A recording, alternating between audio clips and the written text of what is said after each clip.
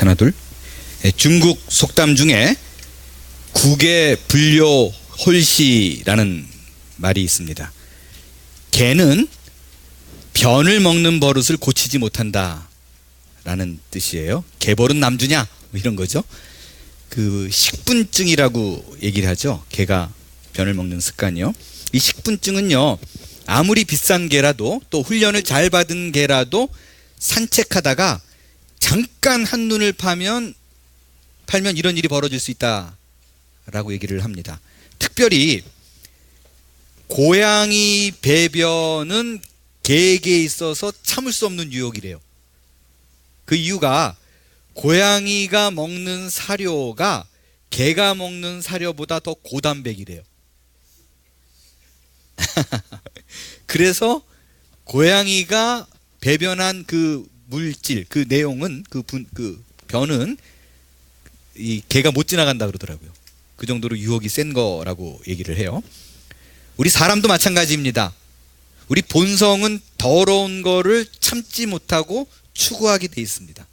아무리 우리가 훈련하고 교육을 받더라도 조금만 방심하고 조금만 맘 놓으면 우리의 본성은 더러운 것에 즉각 달라붙습니다.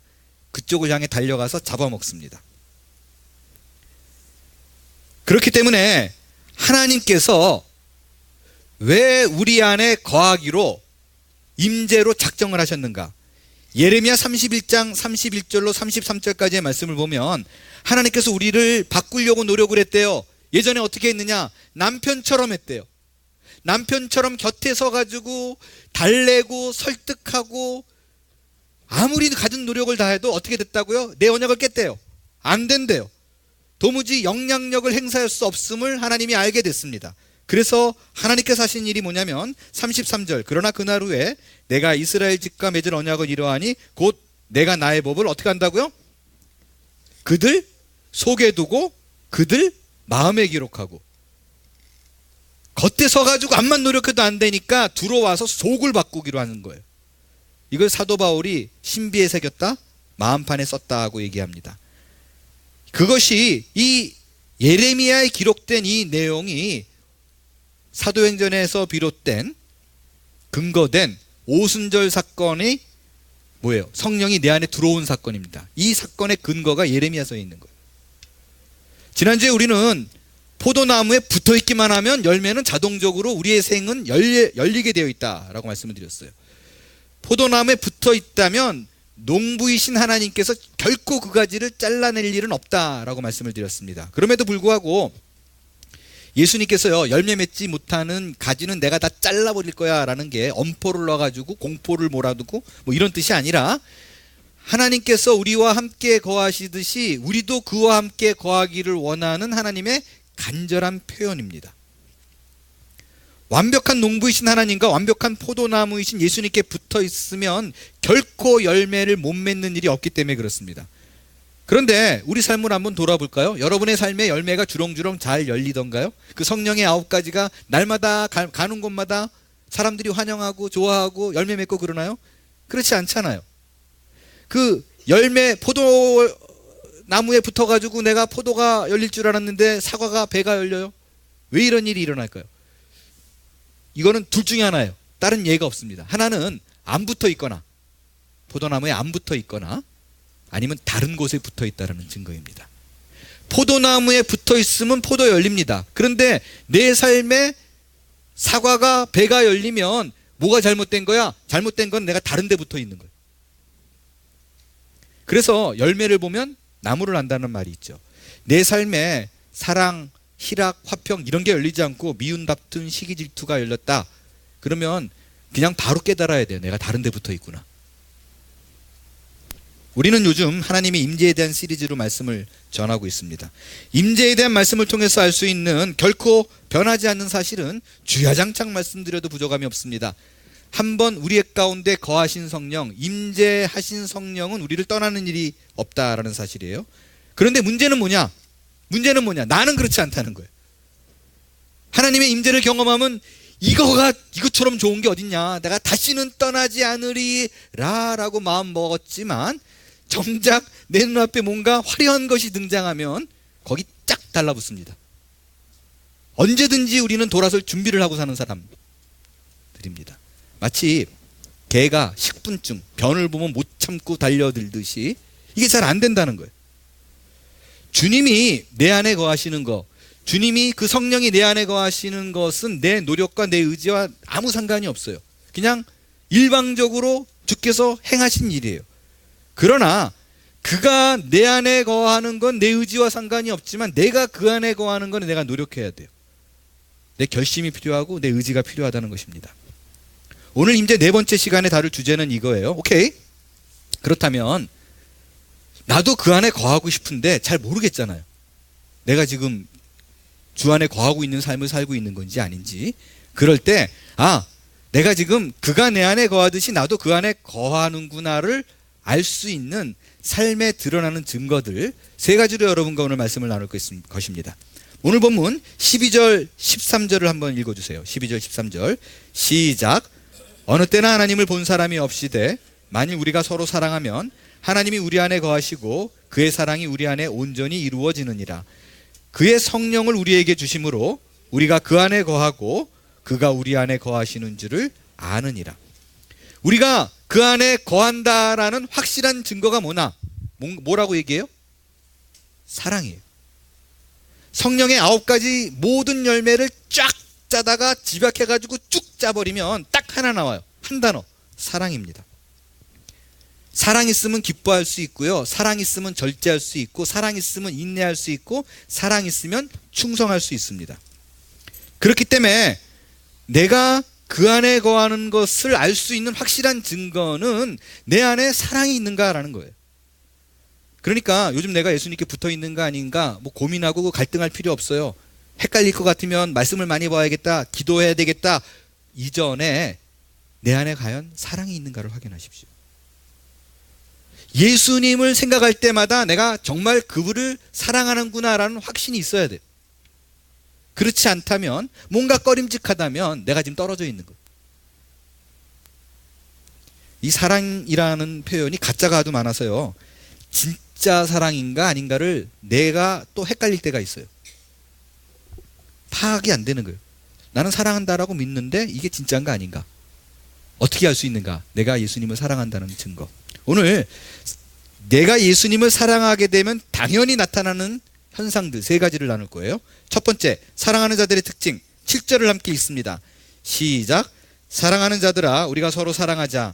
사랑은 하나님께 속한 것이니 사랑하는 자마다 하나님으로부터 나서 하나님을 알고. 첫 번째입니다. 내가 예수님을 사랑한다면 그 대상인 예수님을 너무너무 알고 싶어지기 시작합니다. 사랑의 대상이 알고 싶어져요.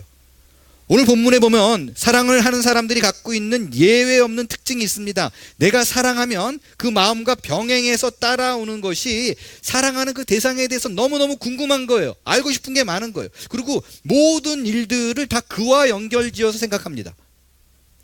이거를 그가 좋아할까? 아닐까? 이런 거는 평소에 그가 좋아하던 건데 아닌데. 이거는요, 내 노력과 상관없어요. 사랑하면 저절로 그 마음과 행동이 따라와요. 이런 걸로 구분할 수 있습니다. 우리가 흔히 내가 주님을 사랑한다라는 걸 표현하기 위해서 봉사, 헌신, 희생을 내 스스로 시행합니다. 그래서 내가 주님을 얼마나 사랑하는지를 내가 나타내 보여주기 위한 일환으로 선교를 열심히 합니다. 그죠? 그래서 복음을 전해야겠다. 이걸 주님이 좋아하시는 일이니, 명령하신 일이니 내가 행해야겠다라고 생각을 합니다. 그래서 오래전부터 준비하고 기도하고 또 그들에게 필요한 무엇인가를 내가 전해야 될 메시지는 무엇인가 공부하고 연구합니다.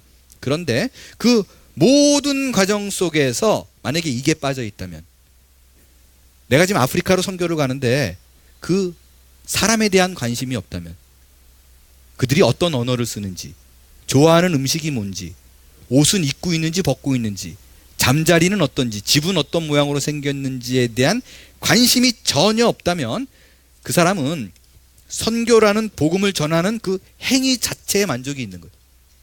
내가 주를 위해서 뭔가를 했다라는 것에 대해서 자기 만족이 있는 사람이지, 그걸 즐거워하는 사람이지 그들을 사랑하는 사람이라고는 말할 수 없습니다.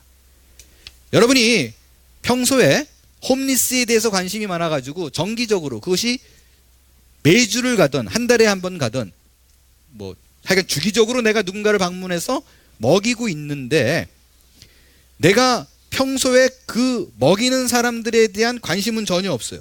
그들이 무슨 생각을 하는지 왜 저렇게 살고 있는지에 대해서 전혀 궁금하지가 않다면 그들을 가서 먹이고 그들을 돌보고 이거는 좋은 일이에요. 권할 일입니다. 그러나 어디 가서 나는 그들을 사랑하기 때문에 그런 것을 하는 거라고 말할 수는 없습니다. 왜냐하면 사랑을 하면 반드시 따라오는 게 그 대상에 대해서 궁금하게 돼 있어요. 그 사람에 대해서 알고자 노력하는 것이 당연한 사랑의 공식이기 때문에 그렇습니다. 하나님에 대한 사랑도 마찬가지예요. 평소에 나는 주님을 사랑하는 사람이야. 나는 크리스찬인데 내가 얼마나 주님을 사랑하는 줄 알아? 라고 말을 하고 기도를 하면서 내가 전도를 하고 이런 일을 하면서 주님이 어떤 사람인가에 대한 관심이 없다면 그분에 대해서 더 깊이 알고자 하는 노력이 없다면 오히려 하나님을 알 수 있는 주님을 알 수 있는 가장 빠른 길인 바이블 스터디 같은 그런 성경 공부에 대한 부담이 있다면 한번 고민해 봐야 됩니다.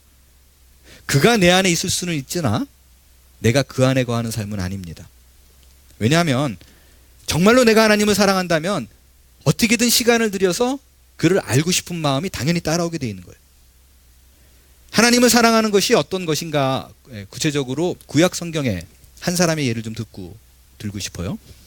그 구약 시대에 정말 부러울 것 없는 사람 한 사람을 뽑아라. 그 직위를 뽑아라 그러면 왕이겠죠. 삼권을 다 쥐고 있잖아요. 그리고 명예도 있고 권세도 있고 돈도 있고 그리고 말 한마디에 사람의 운명을 바꾸는 것이 아니라 말도 필요 없어요. 손가락 하나면 그냥 죽일 수도 있고 살릴 수도 있어요. 그 왕이었던 다윗이 뭐라고 말을 하는가? 시편 63편 6절 7절 함께 읽습니다. 시작. 내가 나의 침상에서 주를 기억하며 새벽에 주의 말씀을 작은 소리로 읊조릴 때 하오리니 주는 나의 도움이 되셨음이라. 내가 주의 날개 그늘에서 즐겁게 부르리이다. 저는 지금 다윗이 고백하고 있는 이 모습이 내가 그 안에 거하는가 안 거하는가 그렇지 않은가를 구분지을 수 있는 좋은 기준이 되지 않을까라고 생각을 해요. 다윗은 모든 것을 가진 사람이었습니다. 그럼에도 불구하고 그 어떤 것도 그를 만족시키지를 못했어요. 그래서 그가 한 행동이 뭐냐면 잠자리에 들어갈 때 또 잠에서 깨어서 제일 먼저 한 행동이 뭐냐면 주를 읊조리는 거예요. 주를 알기 위해서 주를 찬양하고 그분의 날개 아래 거하는 거예요. 지금 이 다윗의 모습하고 여러분이 잠자리에 들기 전의 모습, 깨자마자 잠에서 깨어나자마자 모습하고 한번 좀 구분해봤으면 좋겠어요. 요즘 현대인의 많은 경우에 잠자리에 끝까지 함께 같이 가고 동행하는 대상은 하나님이 아니에요. 그렇다고 해서 배우자도 아니에요. 제가 이 설교를 준비하기 위해서 인터넷을 막 뒤져봤어요. 현대인이 잠들기 직전까지 하는 행동이 뭔가, 또 잠에서 깨자마자 제일 먼저 하는 행동이 뭔가. 인터넷에 나와 있더라고요. 뒤지니까 제일 먼저 잠들기 직전까지 잠에서 깨자마자 제일 먼저 하는 행동 1위 뭘까요? 스마트폰. 스마트폰이 1위예요. 근데 스마트폰이 익숙하지 않은 분 2위가 뭘까요? 2위 TV 드라마. 이게 2위예요. 나와 있더라고요. 영원한 나의 인생의 동반자, 나의 관심의 궁극의 끝, 그게 하나님이 아니에요. 하나님을 알기에 최적화되어 있는 성경이 아닙니다. 그래도 예전에 생각하면요, 이 스마트폰이 나와 있기 전에 우리 세대 중학교, 고등학교 이때는요, 딴 게 재밌는 게 없어요. 그래서 성경을 봤어요. 그렇지 않나요? 잠자기 전에도 보고 일어나서도 보고. 요즘은 이게 완전히 삶을 바꿔버린 것 같아요. 우리가 때론 그럴 때 있죠. 조금 일찍 잠들었는데 한 10시간을 푹 잔 것 같아요. 푹 자고 눈을 딱 떴는데 새벽 3시야. 그럼 기분 되게 좋잖아요. 저만 그런가요? 기분이 좋아요. 이렇게 상쾌하게 잠을 자다니. 근데 그래도 또 자야지 그러고 누웠는데 잠이 안 와요. 그럴 때 뭐 하는가? 그러니까 예전에는 성경을 보거나 뭐 기도를 하거나 그런 것이 우리 삶에 크리스찬의 한 문화로 잡혀 있었어요, 사실은. 요즘은 제일 궁금한 거, 알고 싶은 게 지난밤에 내 페이스북에 친구들이 뭐 했나, 카카오 스토리, 트위터 이런 것들을 뒤집니다. 그 2013년도 조사예요. 자기 전에 잠에서 깨자마자 스마트폰을 이용한다가 몇 프로일까요? 53.1%. 그러니까 자기 직전까지 갖고 들어가고 눈 뜨자마자 53.1%. 여성의 경우는 조금 더 높아요. 60.5. 20대는 70%. 이게 5, 6년 전 결과이니까 지금은 아마 더 높을 거예요. 왜? 더 재밌는 게 많이 나왔거든요. 영국 국민의 경우 잠자리에 스마트폰을 두고 자는 경우가 80%. 한국 사람의 경우를 제가 안만 뒤져도 이건 퍼센테이지로는 안 나와 있더라고요. 1, 2, 2위는 나와 있어도. 근데 다윗이 잠자리 들기 전 새벽에 깨면 어떻게 했다? 하나님을 묵상했다. 하나님을 읊조렸다. 이게 바로 그가 내 안에 거하고 내가 그 안에 거하는 사람들이 나타나는 자연스러운 현상이에요. 시대적인 문제도 있지만 근본적으로 내가 삶의 방향을 어디를 쳐다보고 있는가, 자세와 방향의 문제라는 것입니다. 구약의 인물을 살폈으니까 신약의 인물 한 명 더 볼게요. 사도 바울입니다.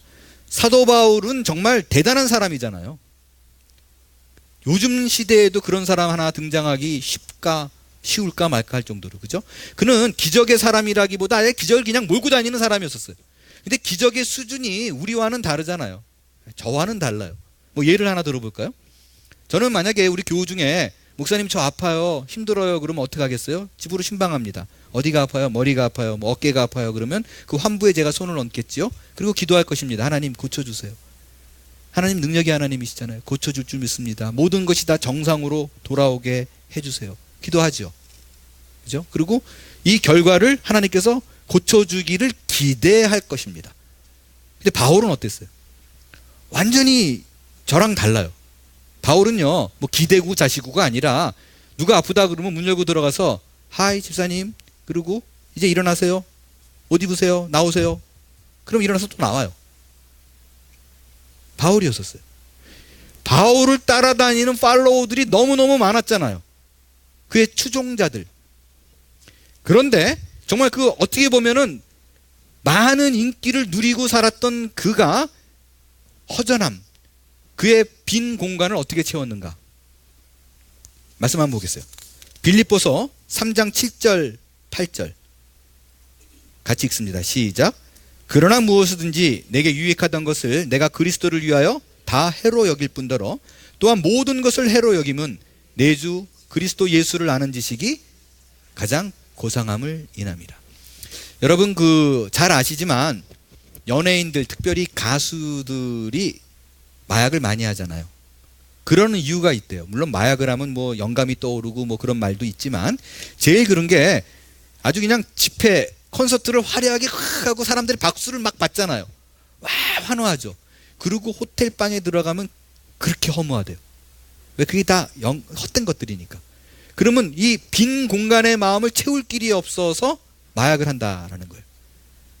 어쩌면 인기몰이를 하고 있었던 바울도 비슷하지 않았을까요? 근데 그는 다른 것으로 채울 생각하지 않았어요. 뭘로 채웠느냐?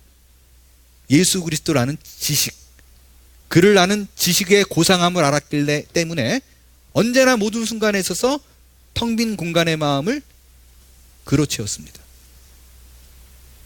그에게 사랑을 고백했어요. 뭘로? 지식을 태워가고 그를 알아가는 것으로서.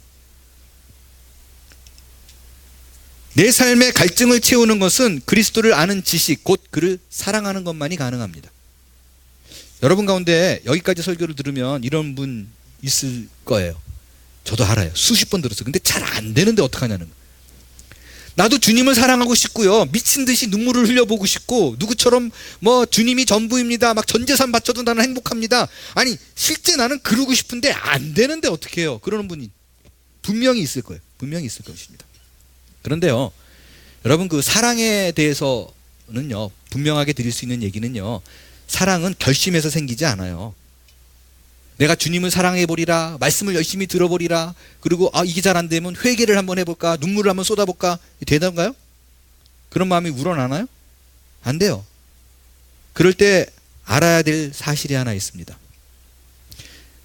여러분이 사랑의 대상을 하나님으로 여기지 말고 그냥 인간적인 시각으로 한번 돌려보자고요. 오늘부터 저 꼴보기 싫은 남편을 한번 사랑해보리라. 결심해서 퇴근하고 들어오는 길에 환한 웃음으로 맞아버리라. 근데 여보 왔어. 그러니까 왜 그래? 그러면 그때부터 이제 또 다 날아가잖아요. 그 다음부터 원수예요. 정신 차리고 내가 그렇게 아내를 사랑해보리라. 되던가요? 내가 아내를 향해 짜증을 내지 않으리라. 늘 격려와 감사를 하루에 100번 하리라. 안 돼요. 안 돼. 그럴 때 우리가 느끼는 건 나는 포도나무에 붙어있긴 틀린 인생이다라고 갑니다. 방법을 바꿔야 돼요. 방법을 바꿔야 돼요. 내 안에 사랑이 넘치는 사람이 되기 위해서는요, 그 대상에 집중하고 뭐를 하리라가 아니라, 그럴 때 그리스도를 묵상하십시오. 여러분이 얼마나 사랑을 많이 받는 사람인가를 떠올리십시오. 예수 그리스도의 십자가 사랑이라는 것이 피상적인 사랑이 아니라 온 땅에, 이 지구상에 나 하나밖에 없더라도 예수님께서는 기꺼이 나를 위해서 십자가를 지실 뿐이야 라는 것이 확인되어진다면, 그 은혜에 충만히 젖는다면은 누군가를 사랑하는 것은 그 안에서 흘러넘치기 때문에 가능한 거예요.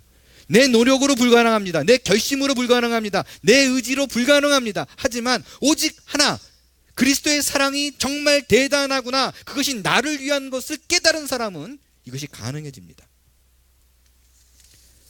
그것이 가능해지는 사람이 그가 내 안에 거하듯이 나도 그 안에 거하는구나를 확인하게 될 거예요. 두 번째로 어떻게 내가 그 안에 거하는 것을 알 수 있는가? 13절을 읽겠습니다. 13절 시작. 그의 성령을 우리에게 주심으로 우리가 그 안에 거하고 그가 우리 안에 거하는 줄을 아느니라. 두 번째입니다. 어떻게 알 수 있느냐? 성령을 통해서 그가 내 안에 거하고 내가 그 안에 거한다는 것을 알게 됩니다. 지금 말씀드렸던 거는요, 내가 하나님을 사랑해보리라, 어떻게 보면 노력하고 결심하고 그 의지가 포함이 돼요. 그렇죠? 그런데 성령을 통해서 알게 되는 거는 말 그대로 알게 되는 거예요. 굳이 어떤 노력과 정성과 의지가 필요 없습니다. 성령이 내 안에 거한다는 것이 인지되어지는 순간 그가 내 안에 거하고 내가 그 안에 거하는 걸 우리는 그냥 알게 돼요. 여러분, 이 표현 잘 들으세요. 오늘 굉장히 중요한 얘기를 전해드릴 겁니다. 늘 말씀드리지만 우리가 한 마음으로 가기 위해서는 용어에 대한 정리가 굉장히 중요하다라고 말씀을 드렸어요. 오늘 어떻게 보면 굉장히 중요한 한 획을 긋는 그 개념 정리를 여러분과 저와 나누게 될 거예요. 먼저 이걸 이해하기 위해서는요, 우리가 흔히 표현하는 게 있어요. 성령이 임했다. 그죠? 성령께서 우리에게 오셨다. 성령의 부어주심이 있었다. 이런 표현 쓰죠. 그죠? 그리고 성경에도 나와 있는 용어들이에요. 그 중에 몇 가지를 좀 정리해 보겠어요. 여러분이 왜 헷갈리고 있는지. 요 정리가 안 돼가지고 맨날 헷갈리는 거예요. 용어 정리입니다. 첫 번째, 성령의 내주입니다. 성령의 내주. 성령의 임재, 거하심. 이건 지금까지 우리가 3주에 걸쳐서 살펴본 거예요. 성령이 내 안에 거한다. 드웰링한다. 떠나지 않는다라는 것이 성령의 임재. 가장 중요한 개념입니다. 두 번째로 헷갈리는 게 뭐냐면요, 성령의 부어주심이에요. 성령 세례, 성령 침례, 이런 표현. 성경에 성령의 부어주심으로 인하여 이런 표현이 있어요. 그래서 우리가 물질로도 착각하기도 하는 부분이에요. 이건 어노인팅 많이 들었죠? 그런 부분이에요. 세 번째가 뭐냐면 성령 충만입니다. 성령에 대한 개념 정리, 성령이 우리에게서 일하시는 방법을 대강 여러 가지 있지만 압축해서 요약하면 1, 2, 3 이렇게 세 가지로 얘기할 수 있어요. 임재와 부어주심과 성령의 충만. 근데 오늘은 성령의 충만은 요 세 번째는 다음 주에 제가 다룰 거예요. 근데 오늘은 첫 번째와 두 번째, 내주와 부어주심이 뭔가에 대한 것을 여러분과 배우도록 하겠습니다. 계속 말씀드리지만 성령의 내주하심, 내 안에 거하시는 것은 단회적 사건이에요. 한 번 일어나고 영원히 변하지 않는 그 사건입니다. 여러 구절들이 그것을 많이 증거하고 있지만 대표적인 구절을 하나 말씀을 드릴게요. 고린도전서 12장 3절입니다. 함께 읽겠습니다. 시작. 그러므로 내가 너희에게 알리노니 하나님의 영으로 말하는 자는 누구든지 예수를 저주할 자라 하지 아니하고 또 성령으로 아니하고는 누구든지 예수를 주시라 할 수 없느니라. 잘 보세요. 여기서 분명히 뭐라 그랬냐면요, 예수를 그리스도라고 고백하는 사람들은 하나 분명하대요. 뭐냐면 성령으로 말미암지 않고는 불가능하대요. 그러니까 그냥 여러분들이 뭐 주일학교 시절에 어릴 때 또 그냥 분위기 맞춰주느라고 예수는 그리스도 맞죠 이렇게 말하는 사람 말고요, 진심으로 내가 예수를 떠올릴 때마다 나는 그분 없으면 안 돼, 나는 구원받을 수 없는 사람이라는 고백이 정말로 있는 사람은 분명한 게 뭐냐면, 그 고백을 하는 사람은 반드시 성령이 내 안에 있다는 거예요. 왜? 성령으로 말미암지 않고는 그 고백을 할 수 없습니다. 그런데 여기서요, 그럼 그 성령의 임재가 언제부터 있었는가? 이거는 제가 시간을 너무 많이 드릴 수 있을 것 같아요. 그래서 또 더 헷갈리게 만들 것 같아서 생략하겠습니다.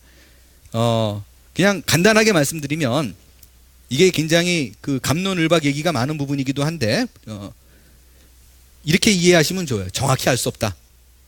그냥 그렇게 이해하는 수준으로 제가 넘어가고 싶어요. 예. 나중에 개인적으로 궁금하면 제가 쭉 풀어서 얘기를 해드릴 것입니다. 그러니까 정확히 언제부터다, 그냥 알 수 없다. 성경에서 정확하게 언제라고 말하고 있지 않다. 그냥 게스에서 유추해서 그냥 알 수 있을 뿐이에요.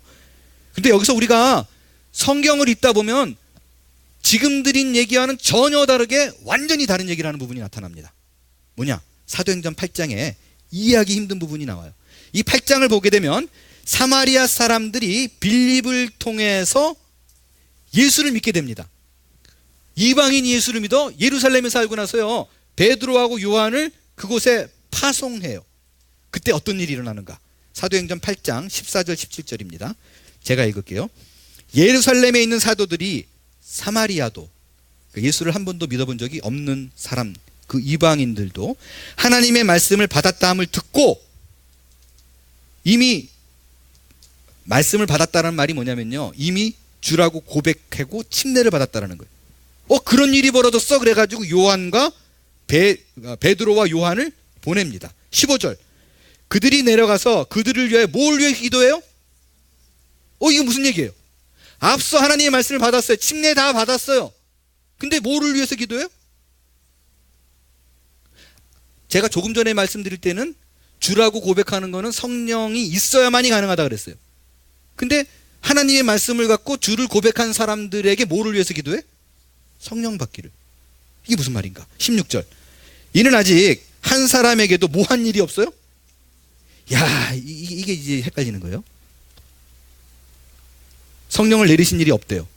오직 주 예수 그리스도의 이름으로 침례만 받을 뿐이다. 자, 보세요. 침례를 받았다라는 거는 예수를 뭐로 고백했다는 거예요? 주로 고백했다는 거죠. 주로 고백한 사람은 그 안에 성령의 임재가 있다 없다? 있다. 근데 뭐라고 그래요? 성령을 내리신 일이 있다 없다? 이게 이제 막 충돌되는 거예요. 도대체 이게 무슨 말이냐? 17절. 이에 두 사도가 그들에게 안수하며 어떻게 한다? 성령을 받는지라. 성령을 받는지라라는 말은 그 전에 성령을 못 받았다는 뜻이잖아요. 안수하니까 그때 막 임했다는 뜻이에요. 방언하고 예언하고 병고침 있고 뭐 일이 벌어지는 거예요. 왜 이런 말도 안 되는 얘기가 벌어지느냐? 우리는 이런 생각을 할 수 있어요. 그거는요, 목사님, 사마리아만의 특징 아니었을까요? 워낙 독특하게 유대인도 아닌 것이 유대인처럼 하나님에 대한 생각과 버무려 살았기 때문에 사마리아인의 특징 아닐까요? 아니에요. 사도행전 19장에 보니까 에베소 교인들에게도 똑같은 일이 일어나요. 사도행전 19장 1절, 2절, 5절, 6절을 보겠어요. 아볼로가 고린도에 있을 때 바울이 윗지방으로 다녀 에베소에 와서 어떤 제자들을 만나 이르되 너희가 믿을 때 성령을 받았느냐? 이르되 아니라. 우리는 성령이 계심도 듣지 못했노라. 5절. 그들이 듣고 예수의 이름으로 침례를 받았어요. 침례를 받았다는 건 주로 고백했어요, 예수를. 그랬더니 6절. 바울이 그들에게 안수하며 성령이 그들에게 임했대. 이게 어떻게 된 걸까요? 어떻게 된 걸까요? 에베소에 있는 사람은요, 이미 제자라고 불리는 사람들입니다. 근데 성령이라는 것이 있는지도 몰랐대요.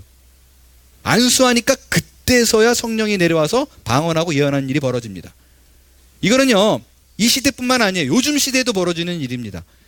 수십 년을 교회에 그냥 마당만 밟고 왔다 갔다 해가지고 내가 믿는지 안 믿는지 모르고 있다가 어느 날 부흥회를 갔어요. 수양회를 갔어요. 그때 방언이 빵 터졌어요. 그러면 그때 자기는 구원받았다고 생각을 해요. 그래서 그 은사주의를 강조하는 교회 같은 경우에는 방언 못하면 구원 없다고 얘기해요. 방언 못하면 성령이 없는 사람이라고 얘기해요. 왜? 안수함에 성령이 임했고 방언을 했으니까. 이건 어떻게 해석해야 되는가? 이 문제가 바로 여기서 나오는 거예요. 제가 방금 전에 말씀드렸던 1번 성령의 내주와 성령의 부어주심에 대해서 정확한 개념 없이 혼동이에요. 성령의 내주하심은요, 성령께서 나를 예수를 믿게 만드는데 결정적인 공헌을 하는 분인데 그분이 내 안에 언제 들어왔는지는 내가 알 수 없어요. 분명한 건 내가 고백을 했다면 내 안에 들어와 있다는 거고 떠나는 일이 없어요. 계속 성경에서 약속하는 부분이에요. 그런데 두 번째의 부분인 성령의 부어주심, 성령의 내려오심, 성령의 임하심, 이 표현은요, 성령이 이미 임재하신 성령이, 내 안에 계신 성령이 외적으로 드러나는 증거입니다. 다시 말해서 이런 성령의 부어주심, 성령의 임하심에 대한 현상들을 보고 나서 우리가 알 수 있는 게 있어요. 아, 이 안에 성령이 있구나. 외적인 증거라는 얘기예요. 좀 쉽게 바꿔볼게요. 우리가 동네를 지나다니다가 어느 한 집을 주목합니다. 아, 저 집이 사람이 사는 거야, 안 사는 거야? 헷갈려요. 근데 저녁 때 딱 보니까 이 집에 사람이 사는 것 같은 증거들이 나타나기 시작해요. 뭘 보고 알 수 있을까요? 그렇죠. 갑자기 라이트가 탁 켜지기 시작해요. 저 집에 사람이 사네라고 생각할 수 있죠. 근데 요즘은 그 베케이션 갈 적에 이렇게 시계 돌려가지고 저절로 불이 꺼졌다 켜졌다 할 수 있잖아요. 아닌 것 같은데 이렇게 생각하는데 갑자기 저녁 시간에 밥 짓는 냄새가 나. 고기 굽는 냄새가 나요. 그러면 사람이 사는구나라고 생각할 수 있죠. 요즘 밥 짓는 향수가 있나 보다. 뭐 이렇게 생각할 수도 있잖아요, 또. 근데 그런 의심을 가득 찬 눈으로 보는데 갑자기 창문에 사람들이 어른어른거리고 웃음소리가 나고 말소리가 들리기 시작해요. 그러면 이 안에 사람이 있다 없다? 있다는 것을 분명히 알 수 있습니다. 성령의 임재에 대한 외적인 증거가 바로 이런 거예요. 성경에서 표현되어진 부어주심, 임하심 이런 표현들은 그때야 비로소 임했다라는 것이 아니라 내 안에 이미 임재해 계신 성령이 드러나는 외적인 현상들이에요. 그 모습을 보고 있구나라고 확인할 수 있고 알 수 있는 증거들이라는 것입니다. 그런데 애매한 건 뭐냐면 예수를 믿고 성령이 임재가 있는 모든 사람들에게 이런 일이 벌어지면 참 좋은데 이상하게도 하나님이 또 그렇게 하진 않아요. 어떤 사람에게는 그런 성령의 은사들을 보여주는데 어떤 사람들은 수십 년 동안 아무 일 없다가 그냥 또 돌아가시는 분들도 계신다라는 것입니다. 그렇기 때문에 성령이 첫 번째 말씀드린 이 내주하고 있는 거는요, 내가 인식하지 못할 수 있어요. 내 안에서 말할 수 없는 탄식으로 기도하고 계신다는 것을 모를 수가 있습니다. 그러나 성령의 부어주심, 임하심, 어노인팅 이거는요, 모든 사람들이 다 알 수 있게 나타나는 현상들이에요. 근데 여러분 말씀드리지만 이건 은사예요. 모든 사람에게 부어주는 거 아니에요. 그러니까 방언을 못한다고 해서 성령이 없는 거 아니에요. 방언이 있다고 해서 신앙의 수준이 더 높고 이런 거 절대로 아닙니다. 절대로 아니에요. 하나님께서 특별한 사람에게 부어주시는 현상들, 이것을 성령의 부어주심, 성령 침례라고 표현해요. 여러분들 기억하시는지 모르겠는데 제가 늘 찬양이 이 성령에 대해서 헷갈리게 한다라는 그런 표현 많이 썼죠. 근데 그래서 임하소서 막 이런 것들이 헷갈리게 한다라고 말하면서 꼭 붙인 얘기가 있어요. 그래서 꼭 쓰지 말자는 얘기가 아니라 그렇게 쓰는 이유가 성경에 표현된 얘기들이기 때문에 그래요.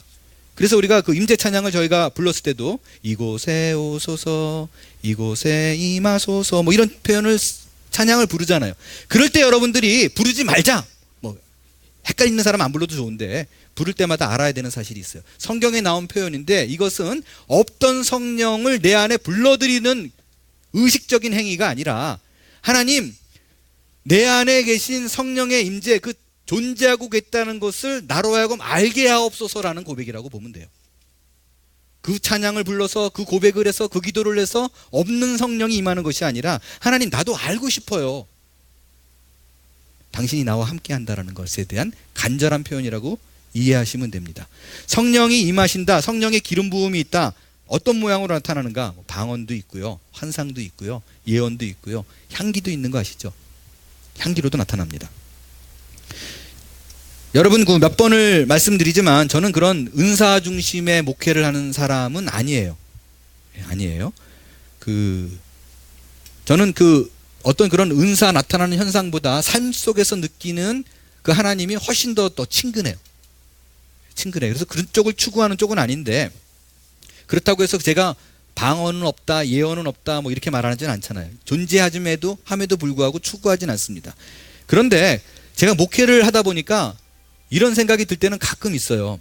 추구하진 않지만 너무 헷갈려하는 사람에게는 하나님, 저분에게도 좀 성령의 부어주심이 좀 필요할 것 같아요 라고 생각되어지는 분들은 가끔 만나요. 우리 교회 와서도 마찬가지예요. 우리 교회 와서도 어느 분이 저한테 그런 고백을 하시더라고요. 수십 년 신앙생활을 했는데 도무지 본인이 구원받은 확신이 전혀 없었대요. 근데 저는 지금까지 7개월 동안 해왔던 주제가 구원에 관한 부분이니까 그 재직 훈련 다 듣고 나서 딱 머릿속에 정리가 쫙 됐대요. 너무 감사하게 나는 구원받은 사람이 맞구나 라는 것에 대한 의심이 없대요. 논리적으로 정리가 쫙 됐대요. 근데 마음으로는 자꾸 안 된대요. 머리로는 쫙 됐는데 마음으로 안 되는 게, 나도 막 뜨거운 눈물을 흘리고 싶고 짜릿짜릿한 걸 느껴보고 싶고 또 어떤 은사 이런 거 있으면 경험하고 싶은데 그게 없으니까 때로는 내가 머리로는 알겠는데 이게 진짠가라는 의심이 들 때도 있어요. 이렇게 표현하시더라고요. 그런 분들에게 제가 권하고 싶어요. 그것이 도저히 내가 믿어지지 않는다, 구원받았다라는 걸 알겠지만 그럴 때는 이런 성령의 기름 부음을 사모해도 좋습니다. 성령 침례 사모해도 좋습니다. 하나님, 오늘부터라도 기도하세요. 내게도 그런 은혜를 부어주옵소서. 성령의 기름 부음이 있게 하소서. 그로 말미암아 주가 내 안에 거하듯이 나도 그 안에 거하는 삶을 내 삶 속에서 증거되게 하소서. 오늘부터 기도한다면 하나님께서 우리 한몸교회 교우들에게 특별하게 많은 은사로, 또 이번에 특별 새벽기도 있으니까 많은 부분에 있어서 이런 성령 침례, 성령의 부어주심을 경험하게 될 줄로 믿습니다. 마지막 세 번째로, 사랑을 통한 내가 주 안에 거하는 것을 어떻게 할 수 있는가? 그 증거는 무엇인가? 10절을 읽겠습니다. 10절 시작. 사랑은 여기 있으니 우리가 하나님을 사랑한 것이 아니요 하나님이 우리를 사랑하사 우리 죄를 속하기 위하여 화목제물로 그 아들을 보내셨습니다. 세 번째는요, 희생의 삶을 살게 됩니다. 요 3번을 잠깐 주목해 보세요. 제가 이 부분을 여러분에게, 이제부터 여러분이 성령의 사람이라면 희생의 삶을 사십시오 라고 말하지 않았어요. 그죠? 희생의 삶을 살아야만 합니다 라든가, 희생의 삶을 살아라 라든가, 희생의 삶을 산 것이 마땅하다 이렇게 얘기하지 않았어요. 어떻게 얘기했어요? 희생의 삶을 살게 된다. 어떤 차이가 있나요? 단순한데 굉장히 큰 차이예요. 제가 살아라 그러면 여러분 길티 필링을 느껴야 돼요. 죄책감을 느끼고 이제부터 노력해야 돼요. 그러나 살게 된다라는 거는요, 그냥 오토매티컬리 따라오는 거예요. 내 의지와 내 노력과 아무 상관없이 그냥 그렇게 되는 거예요. 그게 바로 성령이 내 안에 계시고 내가 그 안에 거한다는 증거가 될 것입니다. 이 희생할 수 있는 힘은 어떻게 생기는가? 다른 것 아니에요. 온 마음과 생각을 그리스도께 집중하십시오. 그리고 억울하게 생각하지 마세요. 손해보는 걸. 분명히 이거를 누군가 somebody watching me, 누군가 나를 보고 있다, 누군가 나를 지켜보고 있다. 그리고 그것을 내 삶의 때이든지 내 자녀 때이든지 아니면 상급으로든지 분명히 그것을 갚아주실 분이 있다라는 걸 믿으면요, 그게 어렵지 않아요. 아둥바둥 살지 않아요. 그러거니 하지. 특별히 제가 신앙생활 하다 보면요, 그 상급에 대한 기대조차도 굳이 안 하는 분들도 많아요. 저는 지금 나에게 베풀어 주신 그 은혜와 사랑이 너무 대단하기 때문에 굳이 그럴 것까지는 없어요. 거기까지 가야 돼요. 저는 지난 28년간 목회를 하면서 정말 안타까운 크리스찬들을 접할 때가 많이 있습니다. 흔히 이런 분들 너무 많이 만나요. 하나님이 나를 구원해 주셨다고까지는 믿는데 나를 사랑한다라 그러면 마음에 안 온대요. 왜냐면 내가 어떤 사람인지 너무 잘 알아요. 내가 요 모양 요 꼬라지로 사는데 어떻게 나를 사랑할까? 앞으로 지금부터 조금씩 하면 10년 후쯤에는 그런 모습이 되어 있을 수는 있으나 지금은 아닌 것 같아요 라고 하는 분이 어렵지 않게 많이 만납니다. 아니에요. 성경은 항상 얘기하는 거를 네가 죄인 되었을 때 내가 십자가를 지었다라는 것입니다. 네가 거룩한 모습을 살고 있는 것을 보고 기특해서가 아니라 너가 죄인이 돼서 험한 인생 살고 있고 떳떳지 못한 인생 속에 있을 때 내가 너를 위해서 기꺼이 희생했다라는 것입니다. 그거를 확실하게 믿어야 돼요. 그것이 어떤 전율 같은 것이 없을지라도 내가 지금까지 온 것은 그분의 은혜로다. 이것을 확실하게 하는 사람이 크리스찬입니다. 다른 종교는 노력해야만 된다 그러지만 그럼에도 불구하고가 기독교예요. 나를 위해서 십자가를 지신 그 예수님을 깊이 개인적으로 만날 수 있는 여러분이 될 수 있게 되길 바랍니다. 이 사실을 확실히 깨달으면 누가 뭐라 그래도 개의치 않아요. 하이 셀프 이스팀, 높은 자존감으로 살아갈 수 있는 것입니다. 우리가 희생이 왜 안 되는가? 이게 바뀌어서 그래요. 사랑받으려고 희생하니까 어려운 거예요. 뒤집으세요. 사랑받기 때문에 희생할 수 있는 거예요. 이게 기독교입니다. 마지막으로 예화 하나 드리고 말씀 마칠게요. 저는 영화를 굉장히 좋아합니다. 영화를 볼 때 물론 뭐 대부분의 사람이 그러듯이 스토리를 보고요, 그러니까 시나리오가 탄탄한가를 보고 또 배우들이 연기를 잘하는가, 그건 당연히 봅니다. 그런데 저는 뭐 공부하거나 그런 건 전혀 아니에요. 그러니까 오해하지 마세요. 저한테 또 물어보지 마세요. 전문가는 전혀 아니라는 뜻이에요. 근데 영화를 볼 때마다 나도 모르게 이렇게 보게 되는 게 일단 그 색감에 굉장히 영향을 많이 받아요. 색감에 영향을 많이 받고, 그리고 그 음악이 나올 때 어떤 동작을 표현했을 적에 음악이 탁 떨어지거나 아니면 저 음악이 왜 나왔을까를 그냥 보면서 막 생각을 해요. 그리고 카메라 앵글이 왜 이렇게 들어갔는가, 그리고 왜 이번에 이 사람을 투샷으로 잡았는가, 뭐 이런 것까지도 이렇게 막 나름대로 혼자, 전문가는 아닌데 막 그렇게 막 분석해 가면서 막 봐요. 그래서 영화 볼 때 옆에서 말 시키면 되게 막 신경질 내요. 거기 몰입해서 봐야 되는데 짜증이 나요. 하여간 영화를 그렇게 잘 봐요. 그러고 나서 작가의 또 감독의 의도와는 전혀 상관없이 제 나름대로 각색한 제 의도와 또 그 내용들을 갖고 봅니다. 그래서 그러다가 나중에 뭐 작품평을 봤을 적에 전문가랑 맞으면 와 제대로 봤네, 안 맞아도 감독이 못 봤네. 뭐 그냥 그렇게 생각해요. 그냥 자기 만족에 살아요. 그런데 평생에 있어서 그렇게 영화를 좋아하는데 평생에 있어서 제일 감동 깊게 본 최고의 영화가 뭐냐라 그러면 1초도 망설이지 않고 전 한 영화를 딱 지목합니다. 고등학교 때였던 것 같아요. 그때 본 영화 미션, 이 영화입니다.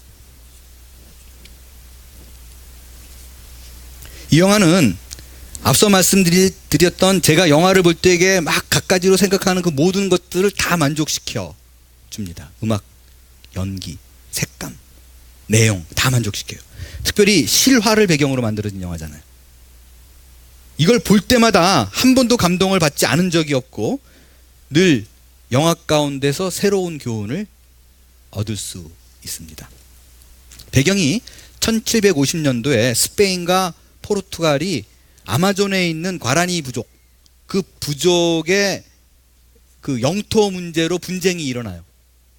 그래서 그 분쟁이 있는 가운데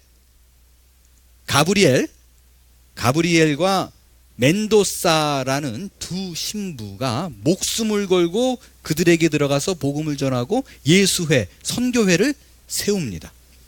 그런데 영토 분쟁에 의해서 포르투갈 군대가 찾아와 가지고요, 그때는 그 인디오들을 짐승으로 여겼어요. 그러니까 거기서 막 대변하는 게 나오잖아요. 노래를, 그 꼬마 아이를 노래를 시켜놓고 짐승이 이렇게 노래하는 거 봤냐, 그런 얘기도 나와요. 그러니까 짐승이니까 다 쓸어버리려고 군대를 보내서 총을 쏘서 그냥 진멸을 합니다. 정말 감동적인 게 많이 나오잖아요. 그때 가브리엘 신부는 God is love, 하나님은 사랑이기 때문에 무력으로 그들을 상대해서는 안 된다. 그래서 십자가를 들고 뒤에 따르는 그 과라니 부족의 들과 함께 걸어갑니다. 이 모습이에요. 이 찬양을 부르고 그냥 쭉 들어가니까 그 총을 겨누고 있는 사람들 보고 지휘관이 명령하죠. 파이어! 발포! 그러는데 다 못 쏘잖아요, 이렇게. 그러다 못하겠는데요. 쏴! 그래서 막 쏴요. 그래서 결국은 가브리엘 신부와 그 부족 따랐다는 사람들이 총에 맞아서 다, 대포에 맞아서 다 죽습니다. 반면에 멘도사 신부는 노예 상인이었어요. 그래서 칼 쓰고 총 쓰는 거에 굉장히 익숙합니다, 이 신부에. 그래서 가브리엘 신부가 선임이기 때문에 내 말을 들어, 하나님은 사랑이야, 무력을 절대 사용할 수 없네, 그랬더니 그 말 안 듣고 자기의 방법으로 칼을 들고 총을 들고 나가서 포르투갈 군대와 싸웁니다. 결국엔 어떻게 돼요? 두 따르는 무리들이 다 총과 대포에 맞아서 전멸합니다. 이 두 사람은요, 한 사람은 사랑이라는 이름으로 행한 것 같고 한 사람은 무력이라는 이름으로 행한 것 같지만 사실은 둘 다 그의 베이시컬리 깔려 있는 건 사랑이에요. 과라니족을 사랑하는 마음이 이 두 사람에게 자연스럽게 목숨을 내놓는 희생을 감당하게 되었다는 것입니다. 영화의 마지막에 이 모든 걸 지켜본 추기경이 교황에게 보내는 편지에서 이렇게 얘기합니다. 신부들은 죽고 저만 살아남았습니다. 하지만 실제로 죽은 건 저고 산자는 그들입니다. 왜냐하면 언제나 그렇듯 죽은 자의 정신은 산자의 기억 속에 남기 때문입니다. 예, 그렇습니다. 여러분, 기독교의 핵심은 그리스도를 묵상하고 그분을 사랑하는 것입니다. 그분의 희생과 그분의 헌신을 가슴에 담는 거예요. 그분을 깊이 묵상하고 그분을 사랑하는 자만이 흘러넘칠 수 있는 것, 거기서 파생되어지는 것이 우리의 노력과 우리의 의지가 아닌 그리스도의 희생과 그리스도의 헌신, 나를 통해서 그분이 나타나는 것입니다. 내 노력으로 희생하려고 그러면 안 돼요. 그러나 그분을 깊이 묵상하고 사랑한다면 여러분은 희생이 어렵지 않을 것입니다. 희생하는 사람이 되어 가는 것입니다. 남들이 보기에 허무하기 짝이 없어 보이는 예수 그리스도의 십자가의 죽음이 허무한 것이 아니라 모두를 살리는 죽음이었듯이 여러분의 내가 주 안에 거하는 그 삶과 그 희생을 통해서 많은 이들에게 감동과 은혜를 전하는 가치 있는 인생으로 모두가 거듭나게 될 줄로 믿습니다. 일어나 찬양 드리겠어요.